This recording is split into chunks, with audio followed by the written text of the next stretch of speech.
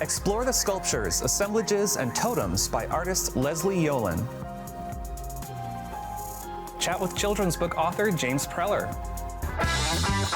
And catch a performance from TV Doctors. It's all ahead on this episode of AHA. Funding for AHA has been provided by your contribution and by contributions to the WMHT Venture Fund. Contributors include the Leo Cox Beach Philanthropic Foundation, Chet and Karen Alpelka, Robert and Doris Fisher-Melisardi, and the Robeson Family Foundation. At M&T Bank, we understand that the vitality of our communities is crucial to our continued success. That's why we take an active role in our community.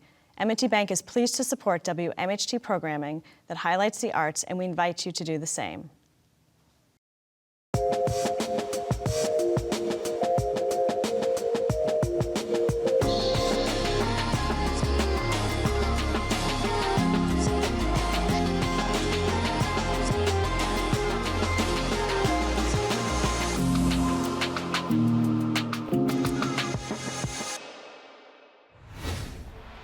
I'm Matt Rogowitz, and this is AHA, a house for arts, a place for all things creative. Recently, I took a trip to the Schoharie Economic Enterprise Corporation to meet with artist Leslie Yolan, who is showing her work in the gallery there, alongside the work of artist Gene Straussman, in a show called Remnants and Relics.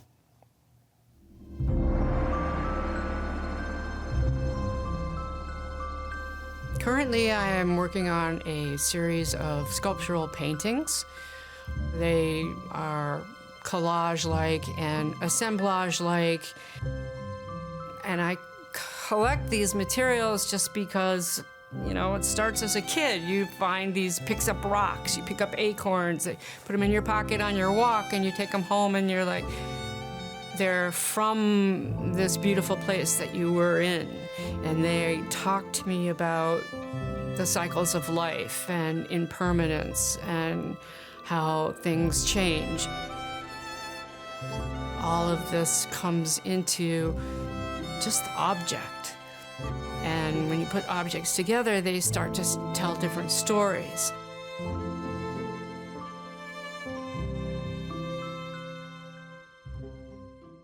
I have been working most of my life in clay. Clay just could speak anything I wanted it to say, practically. I remember an early series of clay masks that went on the wall with doors with hinges that opened up and had this mixed media material going on behind them. I did become a little bit unsatisfied with that because the doors in the masks were so small. I wanted to play more with these materials that were speaking to each other. I built a torso that had doors that opened here, so I had a bigger area to work with inside. Masks are, in general, a covering. They're also a way to hide. So the openings were also about going into the subconscious and sharing the things that we usually don't. One of the beautiful things about working with clay, but one of the problematic issues about working with clay is that it is very demanding in terms of timing. Certain things have to happen when it's ready. I found myself trying to keep these things from freezing or drying out, hoping I could get to them on the weekend. And I was at an art teacher's conference. Someone was demonstrating encaustic, and they're, melting beeswax, which has this wonderful smell that I have great associations with from my childhood. I bought some stuff on sale and set it up in my studio. It's very similar to clay in that it can be additive and subtractive. It's also transformed by heat the same way that clay is through firings. That there's a certain amount of serendipity that you have to go with the flow. And I guess I like that. Initially, I was just playing with wax and seeing what it could do and working very abstractly. And then I went straight into this long series of landscapes, really focused on trees. Then I retired, and then things opened up for me. I took some time right off and raised myself a puppy, which was wonderfully distracting. And I brought my gardens back to a place of better control. I finished a long season in the garden, and I'd been putting all these things in my studio, and I got to my studio in the fall, and oh, wow, I really needed to clean up here somehow. And I started cataloging and categorizing and putting things into drawers that I have, and then I just started like, oh no, I started putting things together in a new way. Something spoke to each other, and I would put them together, and they were to be a new synergy there. Then somewhere along the line, finished encaustic pieces came into that, I think, with this piece over here. And where I'm at now is working in this totem series, which incorporates everything. Art brings me to my very core and center.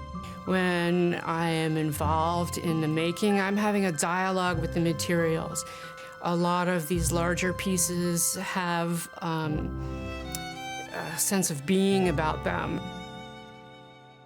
This one in particular, River Totem, I really like. Its contrasts with the other ones, and that it's much softer. Its colors are a little cooler. It's much more feminine compared to the strong masculinity of, say, Primal Dance. I like what I'm seeing in that elements of work that I've done all my life are coming together, and it's exciting.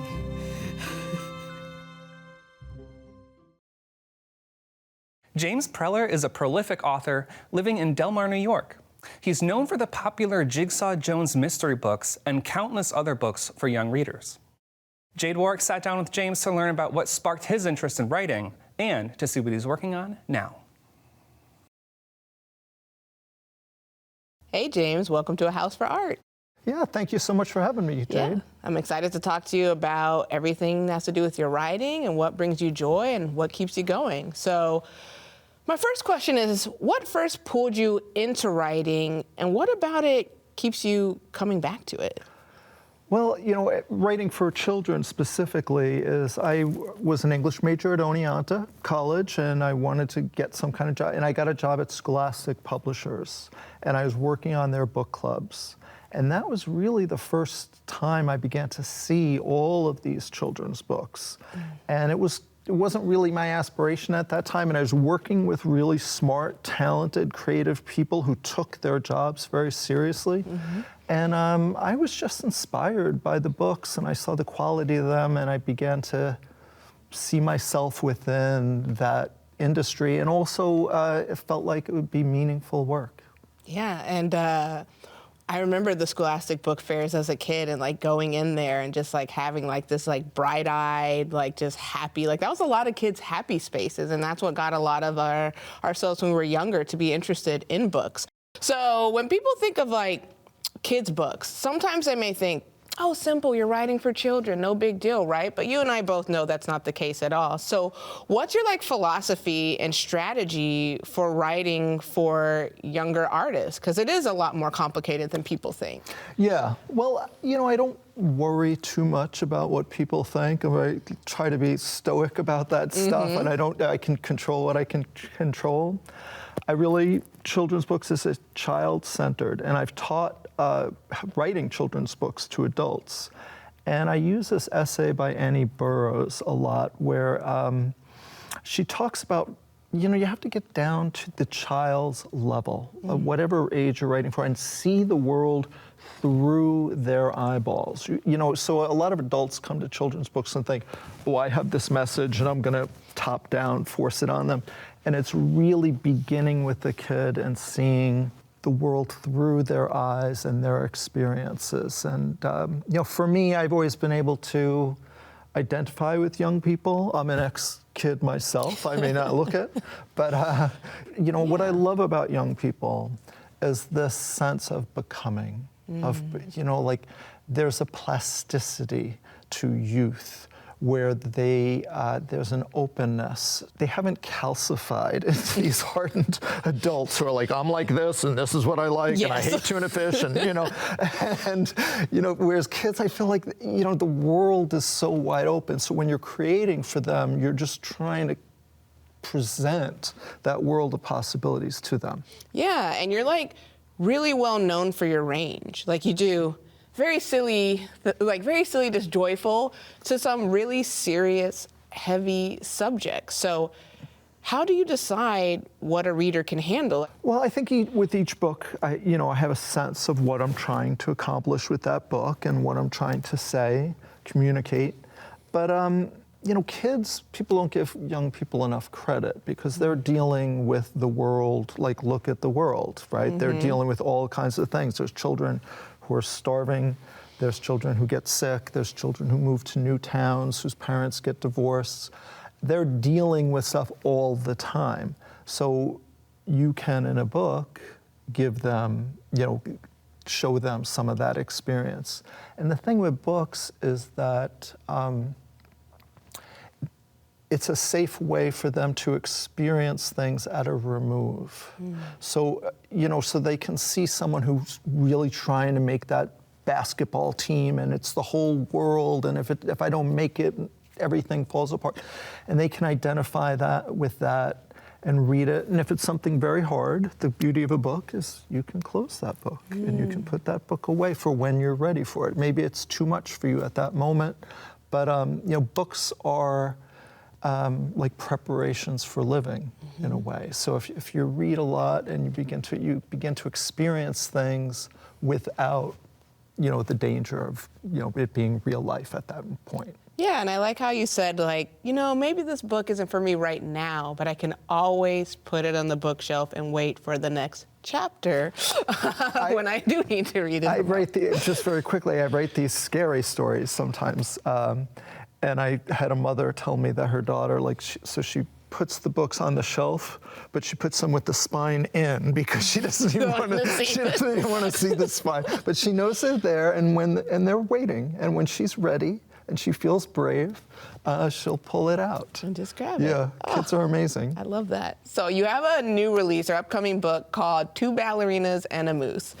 And what we've discussed is just like pure fun, joy, unapologetic silliness. So why is it important to just have fun and be silly in your writing sometimes? This part of my series is And a Moose series. That's the second book. The first book is Two Birds and a Moose. Then there's Two Ballerinas and a Moose, and the next one is Two Astronauts. And just add a moose, just the two of anything, add a moose, and chaos ensues.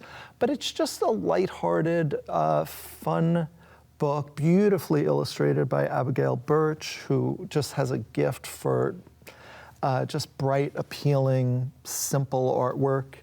And, there's a lot of books with a lot of seriousness in children's books, kind of oddly enough, and a lot of messages and a lot of heaviness sometimes.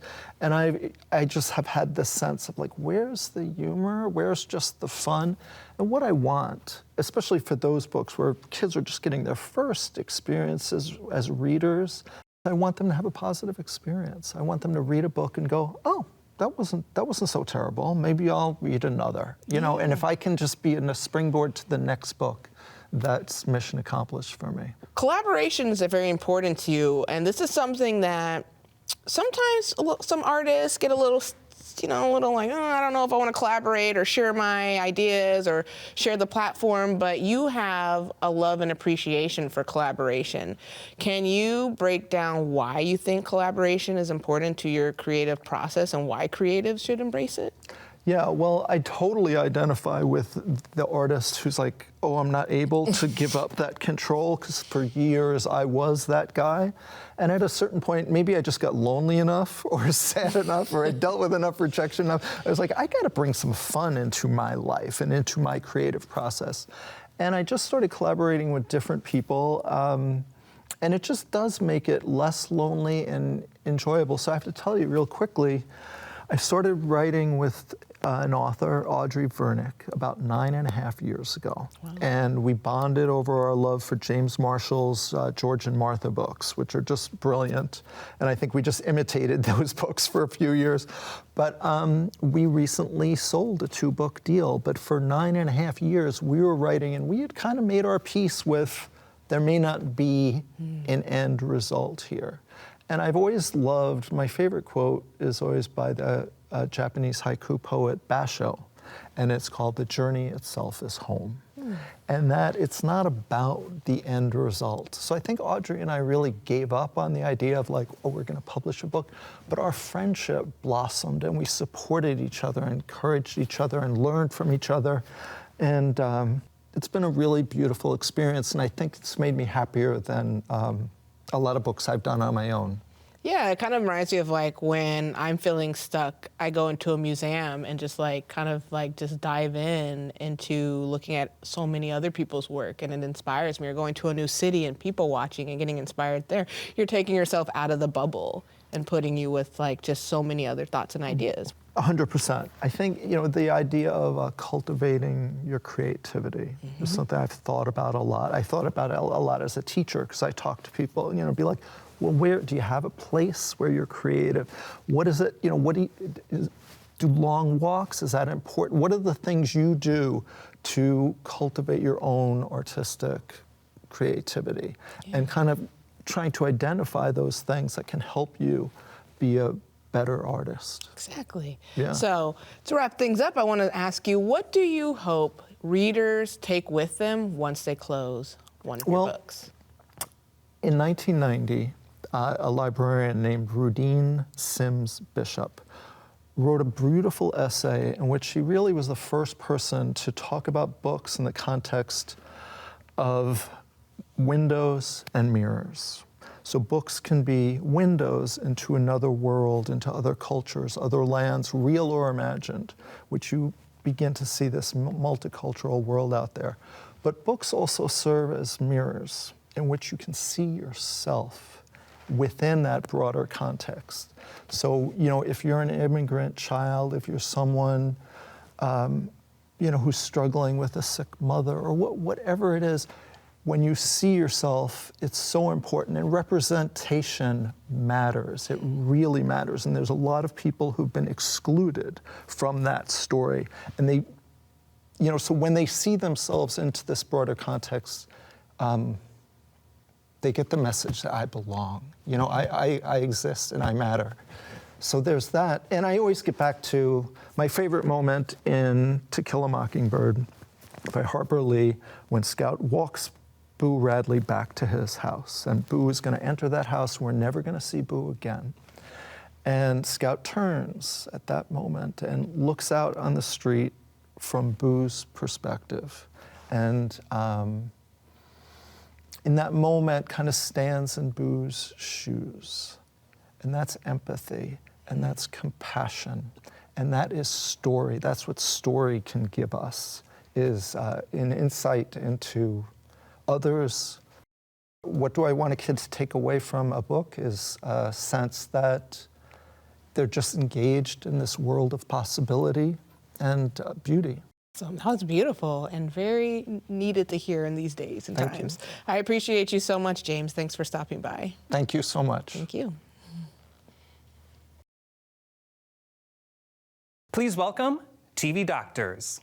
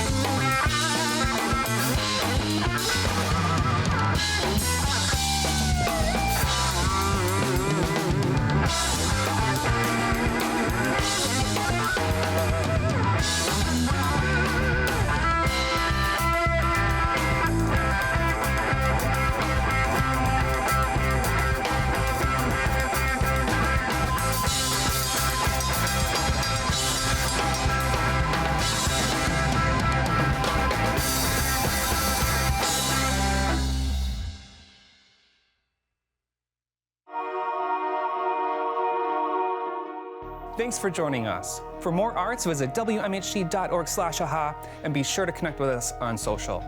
I'm Matt Rogowitz. Thanks for watching.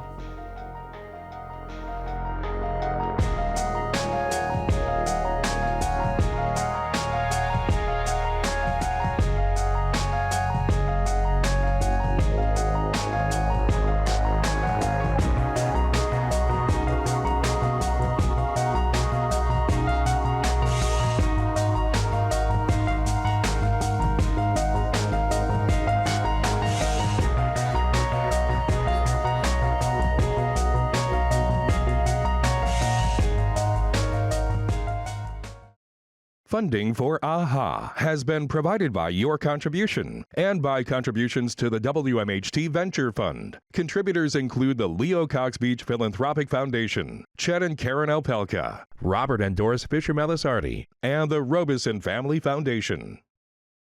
At M&T Bank, we understand that the vitality of our communities is crucial to our continued success. That's why we take an active role in our community. M&T Bank is pleased to support WMHT programming that highlights the arts, and we invite you to do the same.